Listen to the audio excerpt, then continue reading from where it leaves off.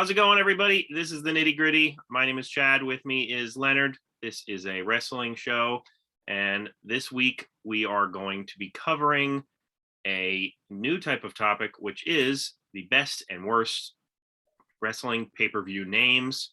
But before we get to that, Leonard, how are you doing this week? No, not too bad. Schedule-wise, I'm not sure if this is going to come out. I think this is going to come out right after Halloween. So Happy belated Halloween to everyone. And to mention, I almost wore my bright orange Monster Bash shirt, but I decided to go low-key just this past weekend. And I think I've mentioned this on the program before. My friend Ron Adams of creepyclassics.com has his own classic horror movie convention called the Monster Bash. And we had our first one in like more than 2 years because of the pandemic, just a little bit north of Pittsburgh. And it was a good time. And I hosted 2 game shows that we play. We play What's My Monster, which is based off of What's My Line, where one guesses a monster that someone's thinking of, and then the other being Monster Match Game. So like the old Match Game TV show, but with monster-themed fill-ins. And what our tech guy has promised me that when we do that in June, he's going to get me a Gene Rayburn pencil-thin microphone. Very nice. So I'm excited to have that. But it was a fantastic weekend, and really enjoyed it. And thank you for having me. Yeah, no, Monster Bash is always a fun time. I recommend it if you're in the area. And I think if you get that microphone, you should use it on this show as well. Yeah, I will see. I'm not sure what kind of plugins it will have, but we will give that a try. It's very possible that type of microphone won't have a USB hookup. That's what I'm guessing. But Ted, who's our main tech guy, is like a wizard with old technology and being able to splice it into the new. So I think he'll be able to make it work for the show. But I'm interested to see what he brings me in June. Right. Well, we are coming at you as we speak. About to happen is the NXT Halloween Havoc event. The draft, WWE draft, has already happened, and AEW, we're heading into full gear, and we just had Impact's Bound for Glory event. So, Leonard, this past week, have you watched any wrestling, past or present? Because of Monster Bash, and I was gone for several days, I don't believe I have watched any wrestling at all within the past 7 days. Oh, man, well, we might have to stop the show.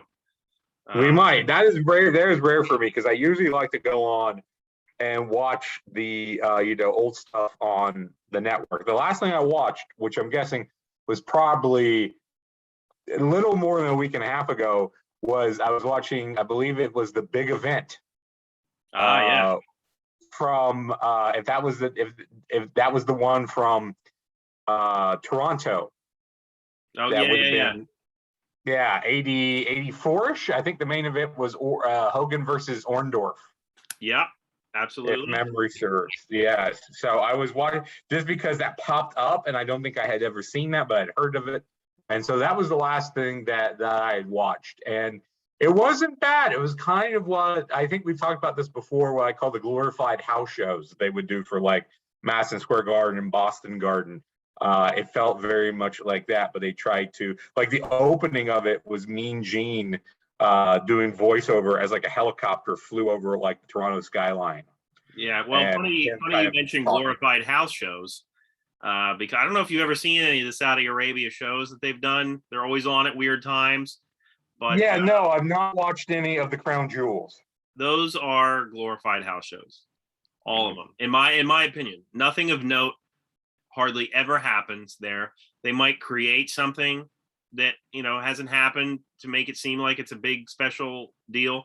But for instance, like what was it? That tournament that Shane McMahon won years ago, which meant nothing. And now this week this past event, they brought back King of the Ring and introduced the Queen's Crown, which I think it's great that the women have a tournament. I think that's cool and all, but those events mean nothing. But they look really spectacular. Well, of course, they're doing it because they're being paid a lot of money. Oh, yeah. To go. And I remember, and I don't know if this is true, just a rumor, but like the first time they did it, they were asking for like, can Yokozuna come? Yeah. And like people who are dead and been dead for years. That's funny. I would like to know if that's true. Yeah. Well, we mentioned some of these events because, as I said, we are going to be talking about our favorite and least favorite pay-per-view names. Now, this, at least on my list, I tried not to incorporate anything about the event itself or what the card looked like, because it could have been a really good card or a really bad card. Just the name itself. And so that is what Leonard and I are going to go through.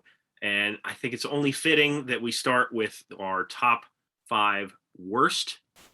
And I think we're just going to go list by list instead of alternating, Leonard. Okay, that's cool. We'll alternate for the best. That way we can keep people in suspense. Okay. But well, you want me to do my 5 and you're going to do your 5 for worst? Yeah, you know what? How about this? Yeah. You do your top 4 and then we'll both kind of reveal our number 1.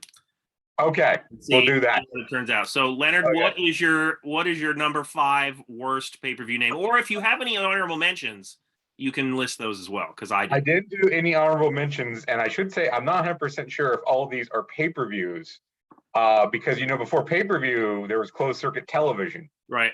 And before that there was just big shows, right? So I don't think I have any big shows. And this is what I was thinking too today, was like, what was like the earliest like big show that had a name? And the earliest I could think of, and there might be something before this, was the Showdown at Shea that WWF did in 1972. Right. And then they did, I think, 176 and 1 in 80. And then after that, Starrcade, and then after that, Wrestlemania. And then after that is when they had like 4 pay-per-views a year. And then in the early 90s, when they went to the monthly schedule. Right. And when you get to the monthly schedule is when you get to, hey, we've got to come up with a different name for this, and they're not always winners. So with all that being said, my number 5 is ECW or WWE One Night Stand. 2 reasons. One is there was more than one nixing the idea of one night idea. Hey, this is a one night stand 3 years in a row. 2, a one night stand is usually associated with a brief sexual encounter that won't be repeated. So maybe that's not the best connotation for your wrestling pay-per-view. No, I agree with you on this one for sure. It's not on my list, I'll say that. Okay.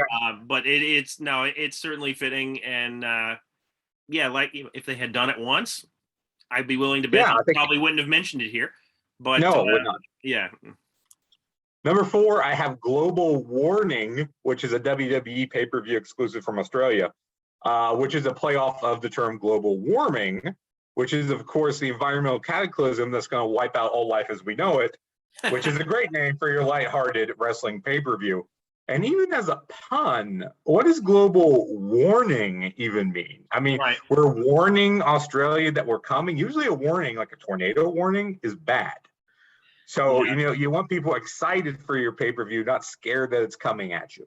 Well, no, that is a weird name. And I think the reason it's weird is you think back of all the tours that they did in non-US countries, like even the old Coliseum videotapes where they would just kind of throw something together and it would be like WrestleFest or, whatever. Like, I feel like they didn't give any attention to the names of those. And I'd be willing to bet that they gave probably less than a minute attention to global warning, because they probably figured, only hardcore fans are going to watch it. So who cares? But yeah, those events are all weird. I remember this one specifically because at the time, that was the only way you could see Brock Lesnar and Triple H in the ring together. There was a long period. Now, this is before Brock returned from, to the WWE after his post UFC, things were happening. This was a triple threat match between The Rock, Triple H, and Brock Lesnar. And I remember being excited simply because that match was there. But yes, the name leaves a lot to be desired. Number 3, I have Fatal 4-Way by WWE. I don't like naming a show after a specific match, especially when not all those matches are going to be of that type. Right. Now, WWE does a good job, I think, with Extreme Rules, because most of those matches are some type of a hardcore match or a stipulation match. They were. Hell in a Cell, but Hell in a Cell, TLC, I would put here. But I Yeah. go with Fatal 4-Way of the worst of this type, because that is the least interesting and most common type of match to do this type of naming with. I mean, it's just a step above standard singles match. Come on, like they have to name that a pay-per-view. Standard match rules. But you know what? Like, but think of the font for this pay-per-view, Leonard. It was such a, cool looking font, but yes, the name itself was just nothing. And you're saying that this is the worst pay-per-view name of this type. I guarantee I got that beat. You'll see when we get there. But no, this brings I may miss one. This brings up a good point that I forgot to tell before we started our list, which is, I wrestling at one point looked for pay-per-view names to be kind of standard bearers and to be not just themes, but like things that events you looked forward to every year around the same time, events that became staples, to that company, that brand. Mm-hmm. And I think WCW, 90% of their run tried to do that. And I think Impact still does that to a certain extent as well. WWE, for whatever reason, like aside from the big four, Vince is really temperamental and finicky about the pay-per-view names. Like he'll want something for a few years, and then all of a sudden, we got to change Backlash to Wrestlemania Backlash. Why? Why? I don't get it. Like just to do it, like, and you're gonna see some of the reason I mention this is because you're gonna see some of those like one hit wonder, one failure wonder names on our lists because they meant nothing in the big scheme of things. All right, so number 2, which you might consider a cheat, is just about anything Progress has ever come up with. Now, while Progress is some truly funny and inspired Big Show names, and that's kind of part of the joke with them, I get that. The show we can't call Progresslemania for legal reasons is probably my favorite name of theirs. I also like Old Man Shakes Fist at Cloud, which is a Simpsons reference and a slam against Jim Cornette. I like that one too. But most of them, I would say, are just bad, especially out of context, with a lot of them just being inside jokes or too clever for their own good. Here's a few that I thought were just head scratching. Unbelievable Jeff, which I think is a great band name. Very, very, very breaky, bishi, which I have no idea what that means. Writing Nirvana on other people's bags, which I'm guessing is a rib somebody was doing in the bag. I'm sure some of our viewers may be able to explain to me what some of these are. I like to chill out here and shoot some dinosaurs. Bourbon is also a biscuit, and one big neck with sausage hands. These are all titles of Progress.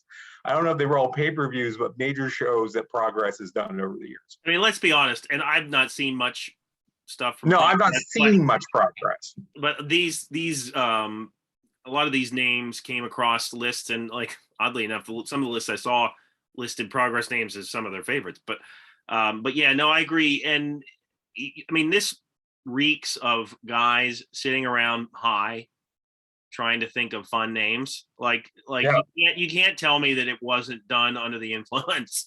Like because they've got to be kicking themselves at this point, because some of those things that you just mentioned, like how can you Google that?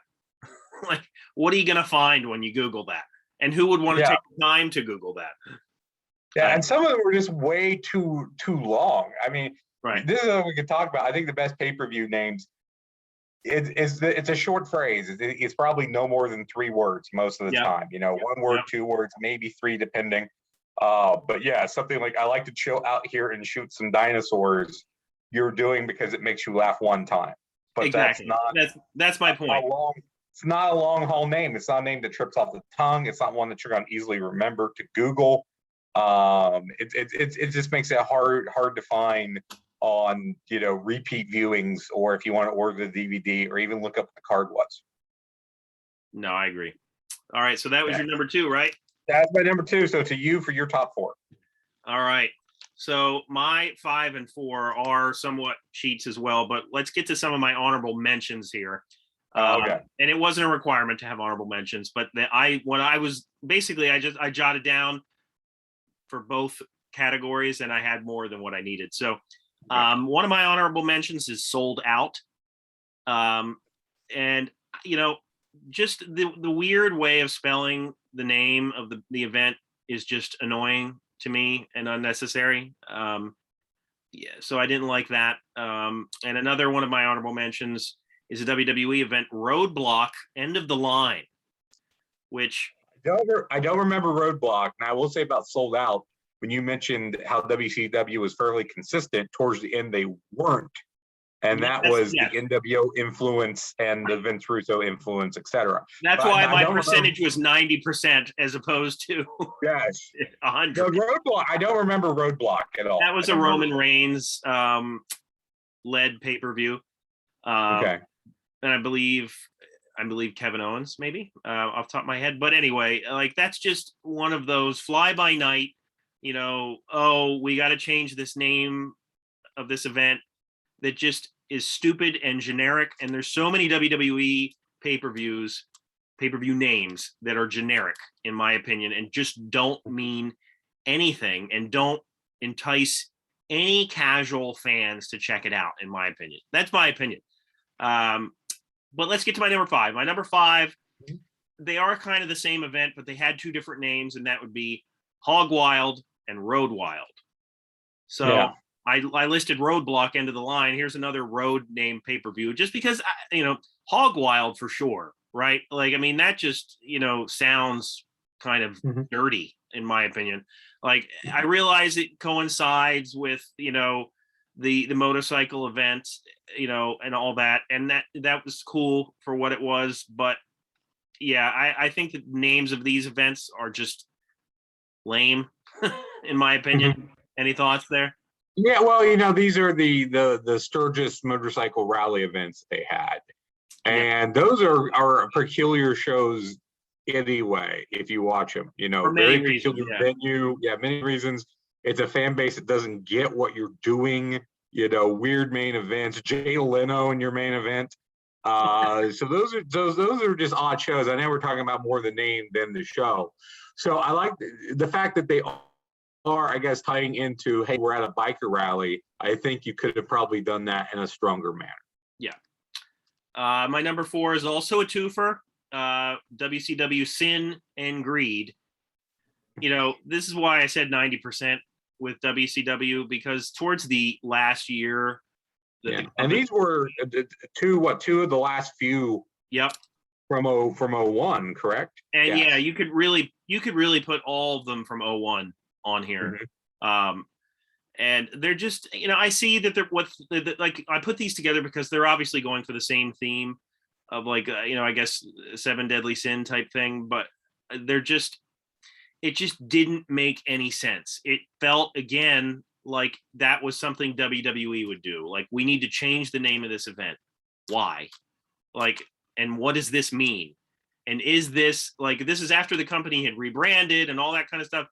Like, this is what is going to pull in wrestling fans, like WCW Sin. Like, it's so vague and nondescript that, yeah. And negative connotations as well. I get the idea that they were going for the NWO, we're cool anti-hero badasses, but they're Sin and Greed have negative connotations, so I don't know if that necessarily works. And also, isn't Sin misspelled? Isn't like SYNN or something weird?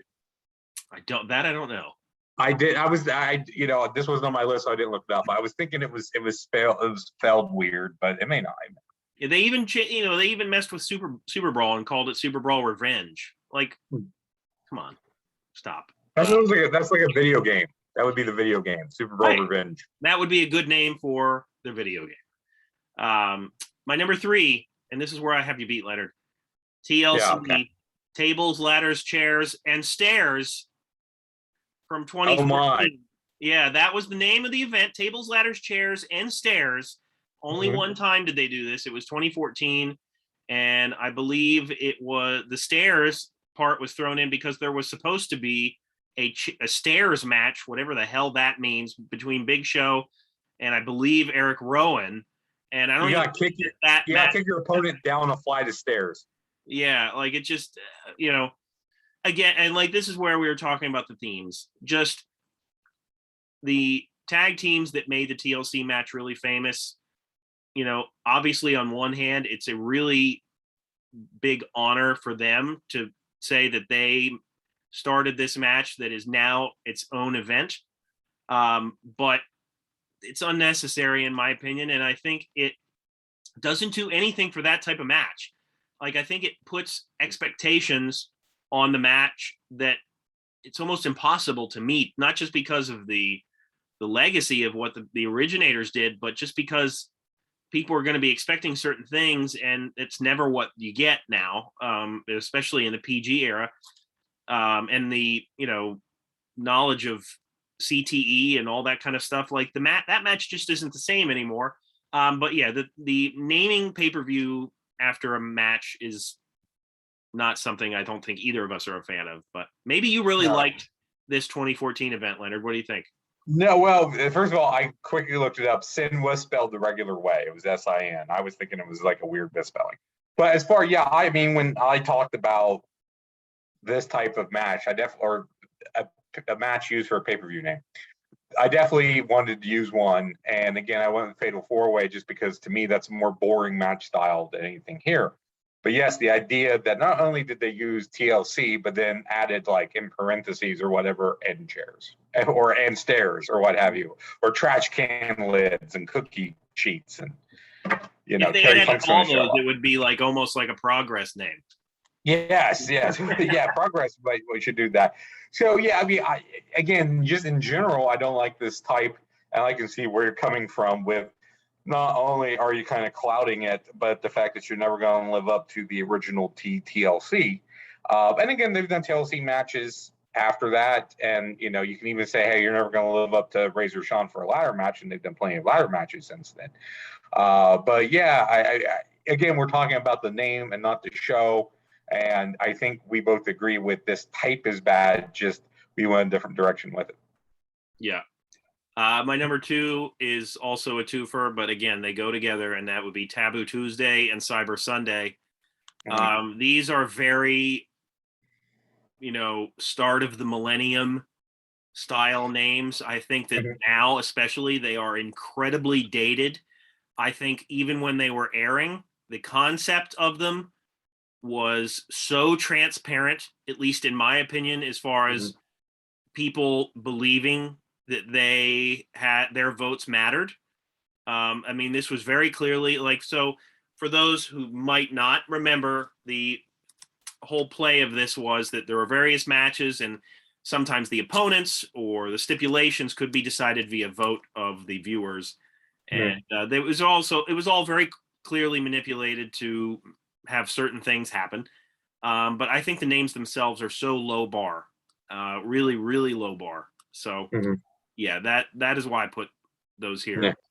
Well, the idea is you want something that is either rhyming or alliterative, which pops up a lot, and you get that here with the Cyber Sunday and Taboo Tuesday. And again, I get the idea of having a name which ties to your concept. And I didn't think that it was rigged, but I felt it was always very weighted. Like they gave you the choice that they wanted, and then 2 of the worst choices you could possibly have. Yeah. and the choice they wanted would win, but most of the time. So a tie in into that. So I mean, I get the idea of you want the fan interaction because it makes them think that they're part of your product. But when you're doing that without giving them a choice, and I agree with that, or a real choice, and I agree with that because you don't want. In pro wrestling, you don't want anything that is not rigged. Right. Supposedly the spin the wheel, make the deal match, Halloween Havoc between Jake Roberts and Sting. Some people say the wheel was rigged. Some say it wasn't, but it came up on a coal miner's glove match, which is what nobody wanted. I think Eric Bischoff. I think it was Eric Bischoff. Has said that was absolutely rigged. It was rigged. Somebody who was there said for sure that it was rigged. I've heard different things over the years. I would say that it was rigged and they made a poor choice. But anyway, the idea is you don't want to leave anything in the hands of your fans or to fate when it comes to wrestling. I don't think so. Right. So we're up to our number ones. So we're up to our number one, as you said. So, oh man, I have a feeling. I have a feeling we're going to tie because you haven't said it and I haven't said it. Nope. Do you have Great Balls of Fire? Yep. Yeah. So this is the ultimate number one, is it not? And yeah, the thing about this event is the name, and this is crazy to me, the name has overshadowed the fact that it was a really cool main event. It was the only time you saw Brock Lesnar and Samoa Joe have a match together. And, but the only thing people can talk about is the lame use of the name. It was just a name that got tossed out there. And, it's probably because Vince McMahon thinks balls is just funny to say balls. Yeah. And, the song has been popular in years, and that was based on a phrase. People back in the day would say, "Oh, Great Balls of Fire," when they were surprised by something. And nobody says that anymore. So it's just so far out of left field. Yes. That you and I didn't look up, and I wonder if anyone's ever talked about, where the name came from, like who came up with it and why they went that direction. It had to have been Vince. But you have to notice they never used it again. But because what would have been cool would have been if they would have done it the way we said, and then every year they would have maybe picked an old song or a fun song and then just ran with it. Brought in the band, that and just made that, because then you will look forward to the music pay-per-view or whatever it would be to see who they would pick and who they would bring in. Absolutely. No, yeah, I totally agree. So yeah, this is just a really poor choice of event. It just has become a joke at this point, and that's why they only did it once. So I'm just assuming that Vince is the one that thought of this and that he saw the reaction or heard about the reaction and said, okay, no more. So now we move on to our top 5 best. So we'll just do this the same way. We'll go through our 5 through 2. And I will start simply because I have a bunch of honorable mentions that I'll go through, because I realized I put too many on here. I had Great American Bash as an honorable mention.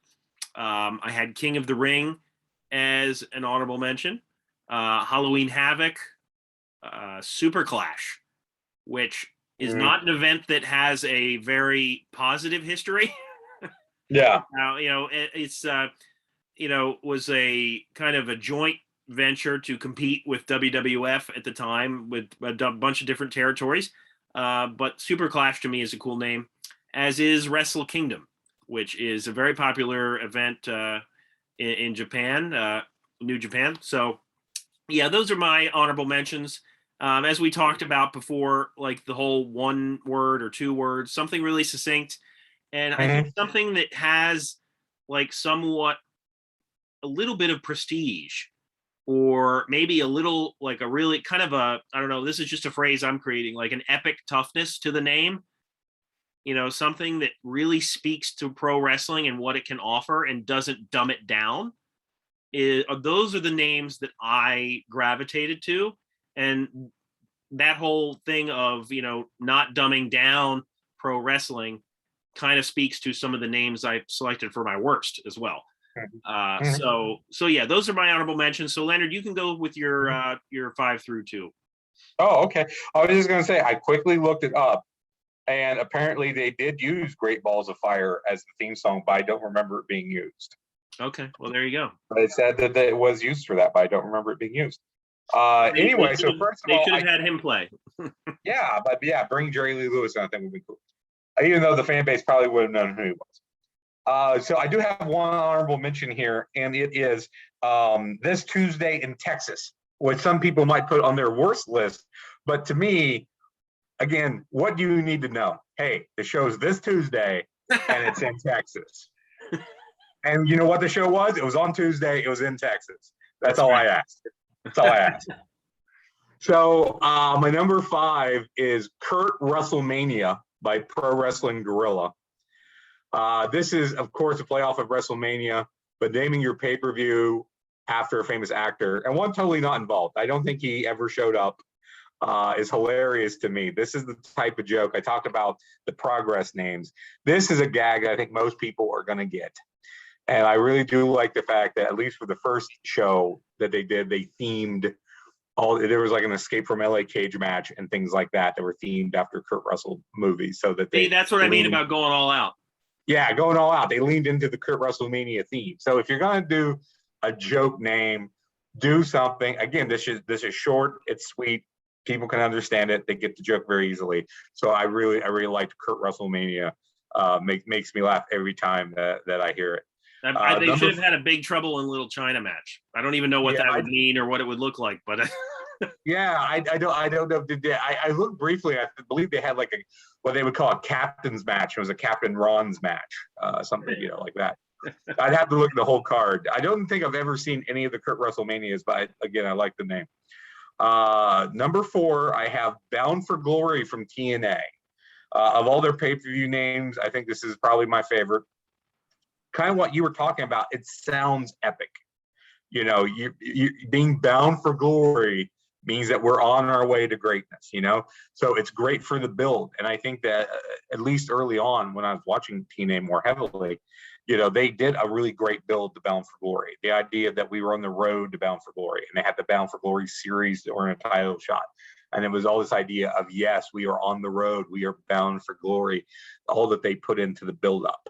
And I think even though they try to make Slammiversary like their Super Bowl show, I think more people connect to Bound for Glory and think of that as being the top show of the year for TNA every year. So I want to spread the love a little bit. I want to look at some other companies, and looking at TNA, Bound for Glory was clearly the best one for me. Yeah. Number 3, I have November to Remember from ECW. ECW had a lot of really great and creative pay-per-view names, including ones that were specific to ECW style, talent, or storylines. The Night That Crossed the Line has always been a favorite of mine. The Return of the Funker. But November to Remember is something that's a little more mainstream. I think it's probably ECW's best known and well-remembered pay-per-view name. Kind of like what I was joking with this Tuesday in Texas, November to Remember, it's in November, and it's a show that you will remember. So it's a positive connotation there. A little bit different than December to Dismember, right? Which dismembering, it seemed like, okay, November to Remember works. Let's try this again. And it never is so good when you do a copy of a copy. And like I said, Bound for Glory seemed to be TNA's Super Bowl. People consider it to be. I think November to Remember was considered to be ECW's Super Bowl. And my number 2 is actually one of your honorable mentions. It was Halloween Havoc. For names related to holidays, I think this is probably the best. You've got the nice alliteration. Havoc is not a common word people use all the time, but they know what it means. And havoc is something you would expect to find on Halloween. The tradition is that you pull tricks and pranks, and basically you just run out and cause havoc. And just as a side note, I know we're not talking about the things around it, just the name. Well, I think WCW, especially very early on, did a great job in the promotional materials, in the sets, with the Halloween branding, the way it looked, and the way they would sell it with the commercials and the packages, and like commentators were in costume and things of that nature. They really went all out with the branding, and I think that helps also elevate the name, like we talked about with Great Balls of Fire. If you would have themed it completely after the old song or the idea of a classic rock idea, then that helps. And I think the fact that we not only called it Halloween Havoc but leaned so strongly into it really helps that for me. Yeah. Halloween Havoc is a great one, and it's worth noting that Eric Bischoff on his podcast 83 Weeks has talked about how that was low key the big event for WCW when he was in charge, whereas most people might think of one of the other pay-per-view names that had more of a history to it. He has said that was really the big one that they liked to build to. So yeah, no, that's definitely a good one. And you're right about the sets as well.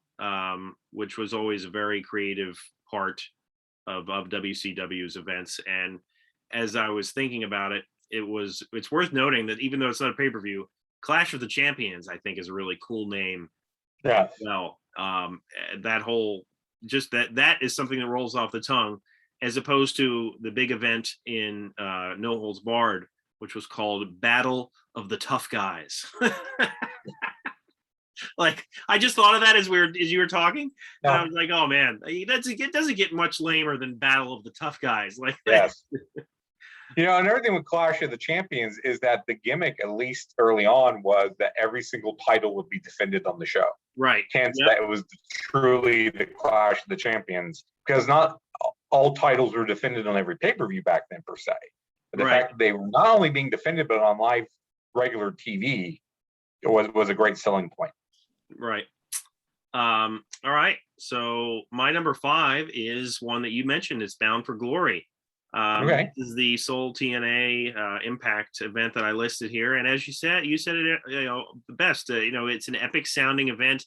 It was the event that they built towards more often than not, and it's just, to me, it really speaks to the athleticism of what pro wrestlers bring to the table, and it gives it, prestige and a real kind of epic quality. So yeah, I like that name a lot. Number 4, Starrcade, which I think most people would consider WCW's premier event for a long time, and I think it just rolls off the tongue. To me, it's short, it's simple, and it sounds like something you'd want to see. Any thoughts? Starrcade was almost on my list. I thought about it. The only thing that kind of knocked it down for me was that it felt very 80s. The idea that it's an arcade, and it's the arcade of stars kind of concept. But again, yes, it was very cool, and I always liked the fact that they gave it subtitles early on, like A Flair for the Gold being the first one in '83, right? Or what was the one based off of Highlander? Was that '86? Yeah, I can't remember. I'll look that up as you keep talking. But I almost went with Starrcade, but I find it a little bit dated, but it certainly is good, strong. Number 3 is another WCW event, Super Brol. I think that this speaks to the toughness part of pay-per-view names that I referred to earlier. Again, I think that this is just short and sweet, and it sounds like a really monumental wrestling event. It sounds like a wrestling event that you'd want to see, like something big is going to happen at Super Brawl. It gives wrestling an esteem to it that is worth looking at, which is why I always liked that one. Yeah. Sorry, I was looking up Starrcade. Starrcade '85 was called The Gathering. Yeah.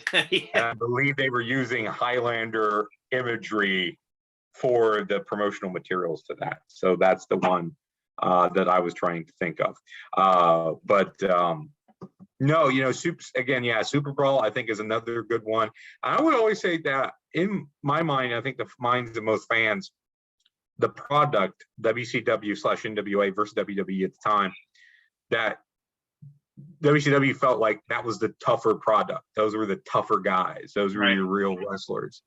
So having Brawl, Bash, things of those natures as part of your pay-per-view names, I think fits them more than fits WWE. But yeah, super, short, simple. And when we talk about Super Brawl being a play off of Super Bowl and the connotation of the Super Bowl, it's a good name. Yeah. My number 2 is Royal Rumble. And in terms of the whole, same letter has to sound like it rhymes or like it goes together, I think Royal Rumble is the best one. Again, I think it sounds epic. It sounds interesting. And, the legacy that has been built on the Royal Rumble has made it like one of the biggest events. So yeah, to me, that it sounds pro wrestling. And I think that in some ways that can be, in some ways, pay-per-view names that can be a bad thing. But in this case, I think it sounds pro wrestling, and to me, that's a very positive thing. So and the idea that we talked about, pay-per-views named for matches aren't good. Well, this is an example of one that is good. right, Although it should be noted that the match didn't exist, and then they threw the name on a pay-per-view, which was live TV. That it was the counter to Starrcade in its first year. The Royal Rumble and the match and the name came at the same time. To that. And I've mentioned how I do a long-term fantasy booking thing, and I made a joke out of the fact that I didn't have the rights to do a Royal Rumble, so I call mine the Terrific Tussle. It could be called the Tremendous Tussle. Oh, maybe I'll do it a name change.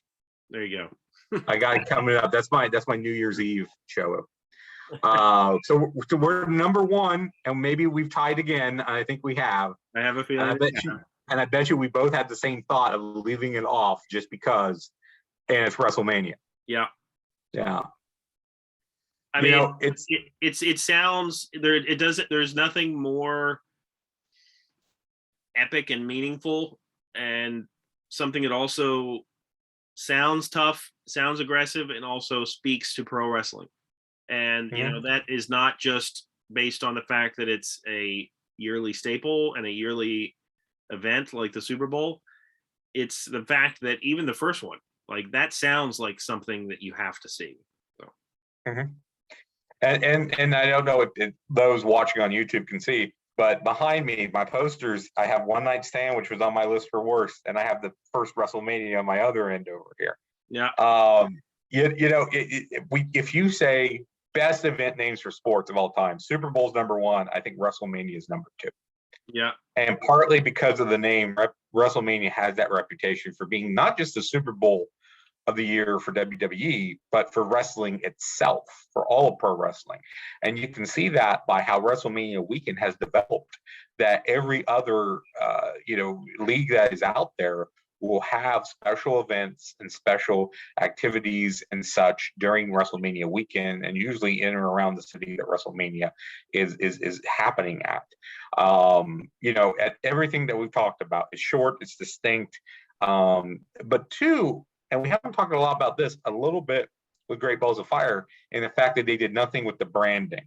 And WrestleMania they have very excellently over the years done, more than 35 years, great branding. Right. WrestleMania is the premier event every year for wrestling. It's the event that everyone wants to go to. The image of the guy pointing to the sign that I'm going to WrestleMania, the idea that everyone wants a WrestleMania moment, the idea that everyone wants to wrestle for the title of WrestleMania, at WrestleMania being the main event of WrestleMania, the idea that the Undertaker's WrestleMania streak meant something. I mean, could you imagine someone saying, "Oh, I'm undefeated at Great Balls of Fire. I'm undefeated at Bound for Glory. I'm undefeated at November to Remember." Nobody cares. But the fact that would be hilarious if somebody started that, though. Yes, that would be a Santino Marella thing, I think. Yes, yes, that would be a gimmick for him. I have a streak at Great Balls of Fire of undefeated. But no one else brags about that. But the fact that the Undertaker was undefeated for more than 20 matches, because there were some years he was off at WrestleMania, is just such a part of his legacy and something that everyone thinks about and remembers, and that's part of the WrestleMania branding. So on paper, WrestleMania maybe doesn't grab you, but it's the branding over the course of 35 years. It's what they've done with it. And the fact that was Vince's first real solid foray into going national. He had played with it, but that was the coming out party for the change in the business that we saw today, going from the territories to what Vince McMahon wanted to do, going national, have, closed circuit TV at the time, but what became pay-per-view, domination of cable. We could talk all night long about just the importance of WrestleMania in popular culture, just not for wrestling itself. So it's kind of hard not to say that's the best pay-per-view name of all time when you add in just everything connected to it. Absolutely.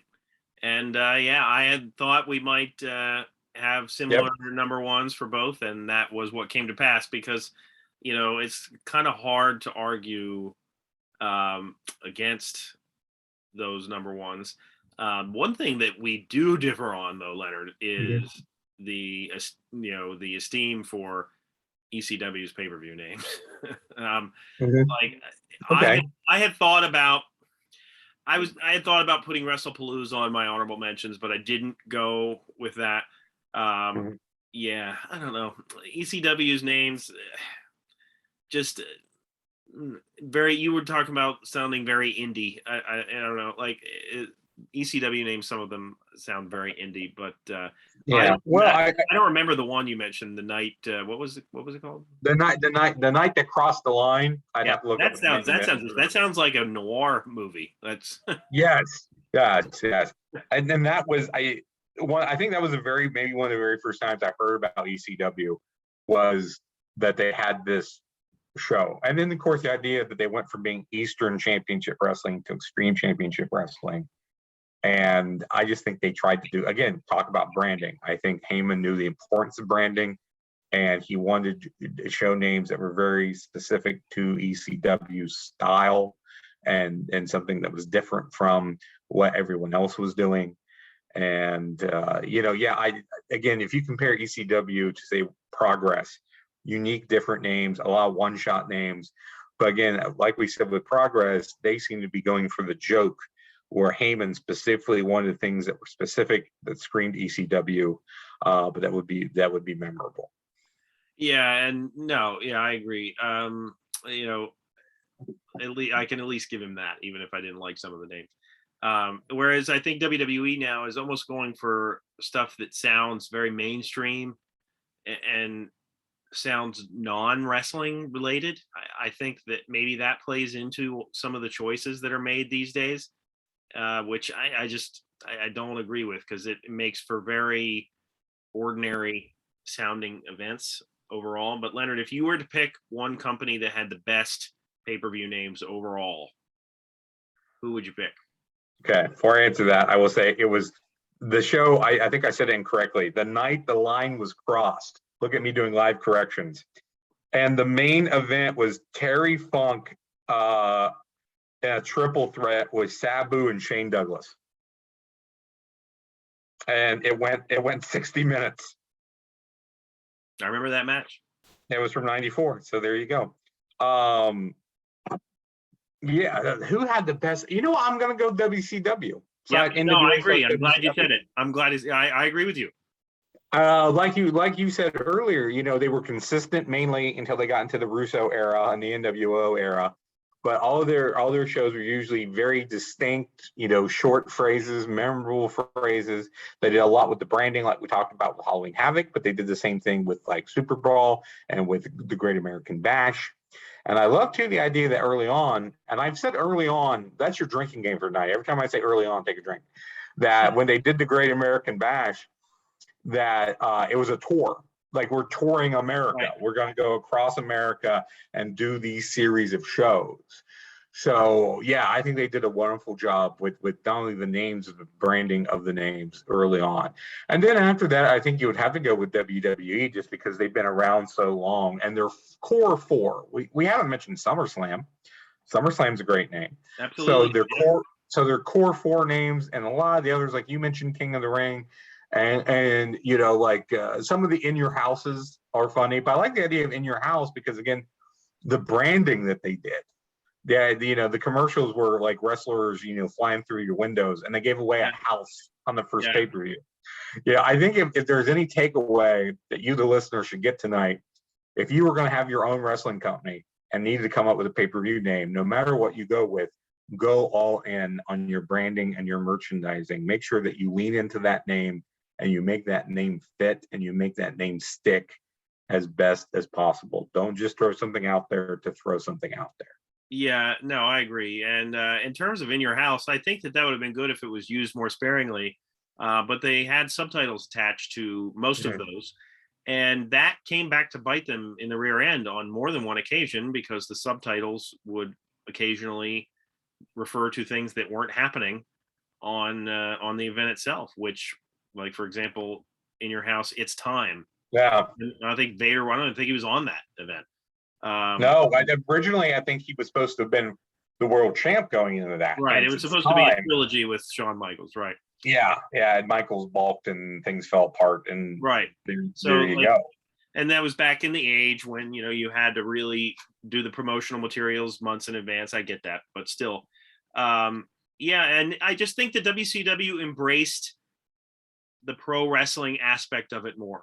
They were proud of it. They were proud of what they were doing. They didn't shy away from it or try to refer to it as something else or try to make it Hollywood to make it something that it wasn't. And that's why I think, and they, as you said, they were consistent. Even the Beach Blast, Bash at the Beach, or Beach Brawl, whatever, like that was still consistent. Like, but yes, we forgot SummerSlam. That is definitely a great one that should have appeared on one of our lists. I like Survivor Series too, even though they kind of got away from the theme of that over the years. But yeah, if you think of any that we missed that we should have mentioned, please let us know. If you disagree with our choices, you can let us know that as well. And Leonard, if you have any more thoughts. I was looking up the In Your Houses. Yes. And so one to mention, In Your House 15, A Cold Day in Hell. Yep, I remember that one. Yep. Which was Steve Austin versus Undertaker. So that's great, branding of your name there. The another good one was, or good as in bad, was Beware of Dog. And of course, the incident that happened there where the power went out and they had to do it over the course of 2 nights and then splice it together. But some of these are bad. Good Friends, Better Enemies. Great White North, because it was in Winnipeg, Canada. Things that the Lumberjacks, just because there was a Lumberjack match on the card. So there's another one named after the specific match. They also had one called Fatal 4-Way. Canadian Stampede was a good name. What? Canadian Stampede was a good name. That was named after a big event in that part of Canada. So Buried Alive was another, hence being named after a specific match type. No Way Out of Texas. So, because remember, there was No Way Out, and then they themed it it was In Your House, No Way Out of Texas. I definitely think that they should have an event called, instead of TLC this year, we're going to call it the Standard Match. Yeah, standard rules only. 60-minute Broadways only. Yeah, 60-minute Broadway. That'll be the name of the event. Nobody will watch because they'll know all the matches go with 60-minute Broadway. There's only 3 matches. All right, we're just off the rails at this point. Yes. At this point, I think it's time we wrapped it up. But again, as Chad was saying, hey, if we missed some that you like or didn't like, or maybe, hey, that's a great name and you're idiots to put that on your worst list, or vice versa, be sure to let us know. Absolutely. And we will see you next week. For Leonard, my name is Chad, and Alexa will see you out.